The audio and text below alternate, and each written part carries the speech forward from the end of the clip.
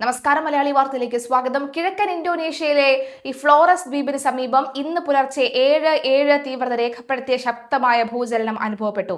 സമുദ്രത്തിനടിയിലാണ് ഭൂചലനം ഉണ്ടായതെന്ന് US geological സർവേയും Indonesian അധികൃതരും അറിയിച്ചു. ഭൂചലനത്തെ തുടർന്ന് സുനാമി മുന്നറിയിപ്പ് പുറപ്പെടുവിച്ചു. നൂറുകണക്കിന് ആളുകളെ സുരക്ഷിത സ്ഥാനങ്ങളിലേക്ക് മാറ്റി. ഭൂചലനത്തിന്റെ പ്രഭവ കേന്ദ്രം ഫ്ലോറസ് ദ്വീപിന്റെ വടക്കൻ തീരത്തിന് സമീപം എൻഡയിൽ നിന്ന് ഏകദേശം 68 കിലോമീറ്റർ വടക്ക് പടിഞ്ഞാറാണ്. പ്രധാന ഭൂചലനത്തിന് പിന്നാലെ അതേ മേഖലയിൽ 5.6, 5.9 തീവ്രതയുള്ള ശക്തമായ തുടർചലനങ്ങളും ഉണ്ടായി. പിന്നീട് 6.1 തീവ്രതയിലുള്ള മറ്റൊരു ശക്തമായ ഭൂചലനവും റിപ്പോർട്ട് ചെയ്യപ്പെട്ടു.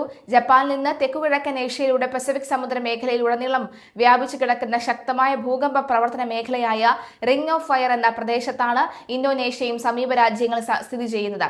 അതിനാൽ ഇവിടെ ഭൂകമ്പങ്ങൾ പതിവാണ്. ഇന്തോനേഷ്യയുടെ ചരിത്രത്തിലെ ഏറ്റവും ഭീകരമായ ഭൂചലനങ്ങളിൽ ഒന്ന് 2004 9.1 തീവ്രതയുള്ള ഭൂചലനമാണ്.